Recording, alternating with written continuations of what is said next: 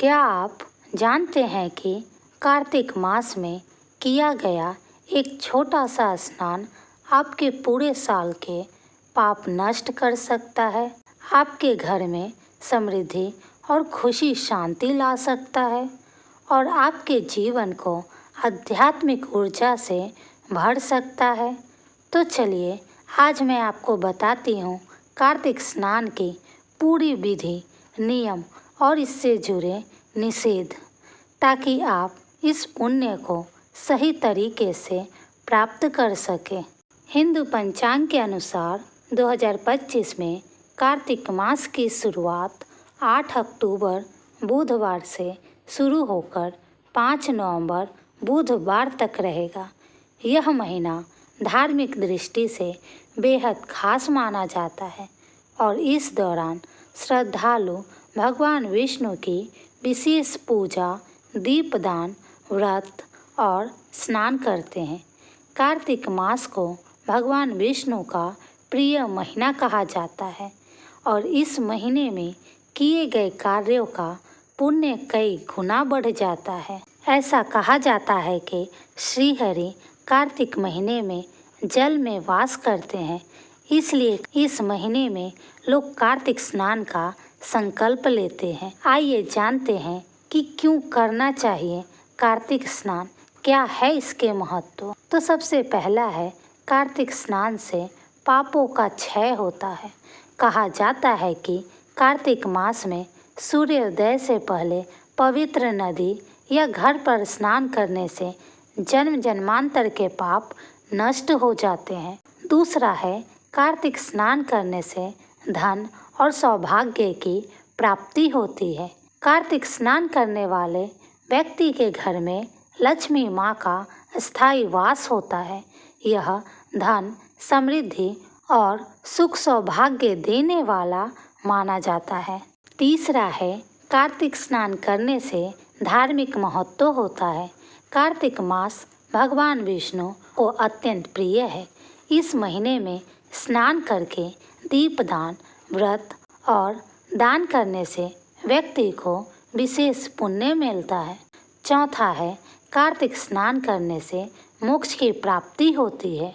स्कंद पुराण और पद्म पुराण में कहा गया है कि कार्तिक मास में स्नान करके यदि कोई भगवान का स्मरण करता है तो उसे मोक्ष की प्राप्ति होती है। पांचवा है, कार्तिक स्नान करने से पुण्य का असीम लाभ मिलता है। गंगा जल, तुलसी पत्र और दीपदान के साथ किया गया कार्तिक स्नान सामान्य दिनों की तुलना में 1000 गुना अधिक फलदायी होता है। छठा है, कार्तिक स्नान करने से तीर्थ स्थान के बराबर फल मिलता है।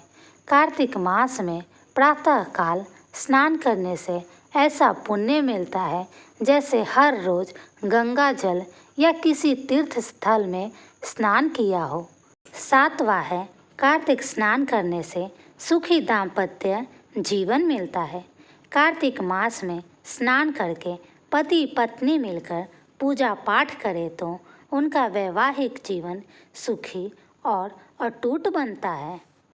आठवां है, कार्तिक स्नान करने से कर्म शुद्ध होता है। इस मास में स्नान करना, दान करना और उपवास करने से मनुष्य के अशुद्ध कर्म शुद्ध हो जाते हैं और जीवन में धर्म की ओर झुकाव बढ़ता है। नौवां है, कार्तिक स्नान करने से देवताओं की कृपा प्राप्त होती है। कार्तिक मास भगवान विष्णु को प्रिय है, इसीलिए इस समय स्नान करके भगवान विष्णु का स्मरण करने से उनके साथ साथ देवी लक्ष्मी और सभी देवताओं की कृपा प्राप्त होती है। 10वां है, कार्तिक स्नान करने से सौंदर्य और तेज की प्राप्ति होती है।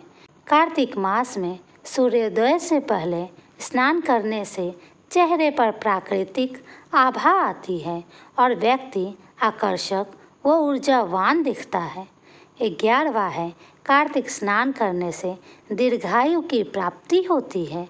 मान्यता है कि जो व्यक्ति पूरे कार्तिक मास में स्नान करता है उसकी आयु लंबी होती है।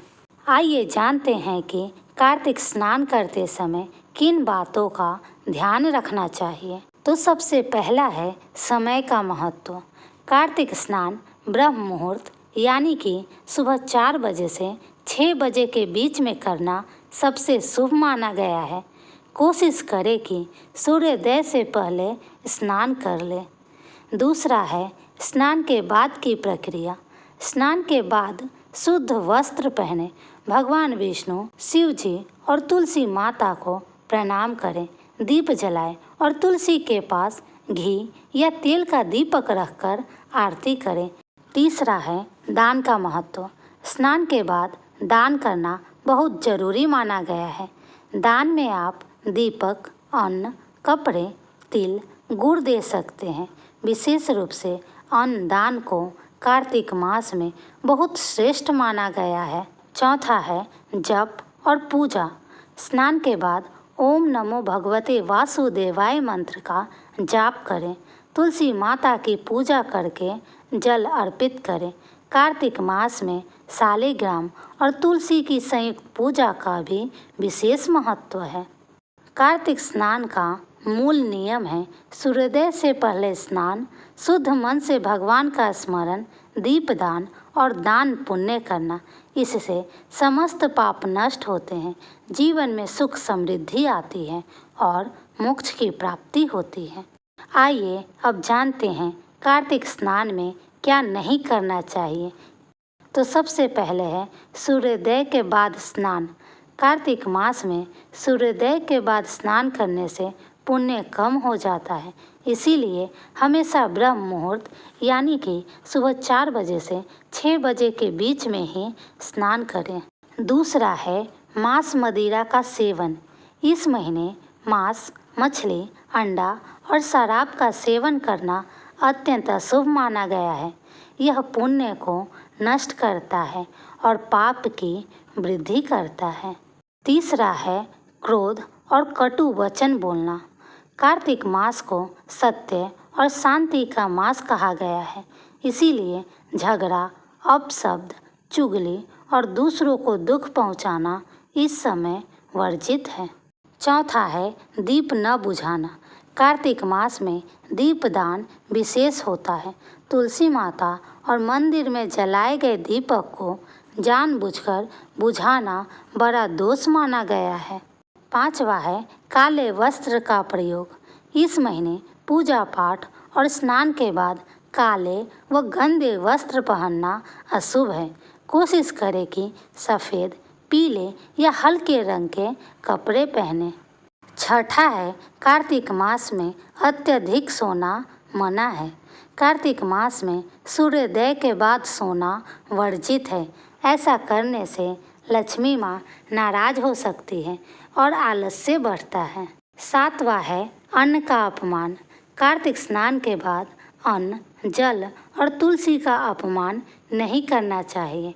अन्न की बर्बादी इस समय विशेष रूप से अशुभ फल देती है।